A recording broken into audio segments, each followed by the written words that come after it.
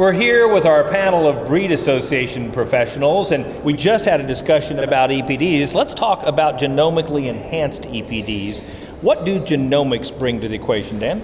Sure, Kevin. You know, the accuracy that you get from a genomically enhanced EPD, where that particular animal not only has data, pedigree behind it, but also a genotype incorporated, you just get significantly higher accuracy because now we're accounting for that inheritance. We're really building a better pedigree by tracing it to the right ancestors.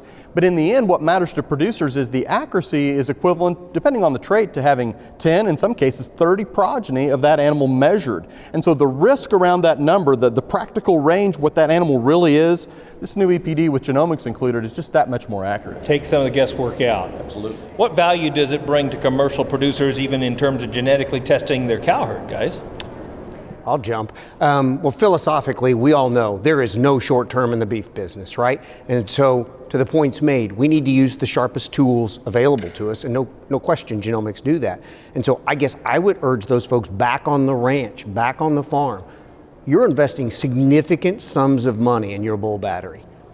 And wherever your seed stock producer is going, as a good friend of mine says, so are you, just slower. And so if you're investing your money with that outfit and they're refusing to use some of these latest tools, you really need to ask them why, evaluate that thoroughly, and then ask, is that a good utilization of your dollars when you're trying to prep yourself with this bull purchase, which is going to impact you 10, 15 years from now when you turn the place over to your kids. They're going to have to live with the implications of that. You had mentioned the need for cows to move around the pasture and actually be structurally sound. And so it brings up the question, can we paint by numbers and just look at EPDs, or where does visual appraisal come into this? Well, I think you still have to be a stockman, and you have to go out there and visualize those cattle.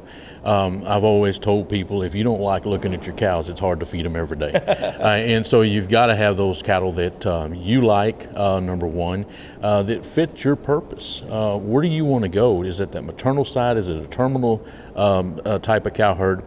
And it goes back to, you know, if we go look at the show ring or we look at the cow-calf producer, feet and legs to me is the most important thing. If we're building a house, we want a good foundation. And so foot size, bone, the longevity, I think Chip nailed it really good when he talked about, you know, leaving this herd to your kids and your grandkids.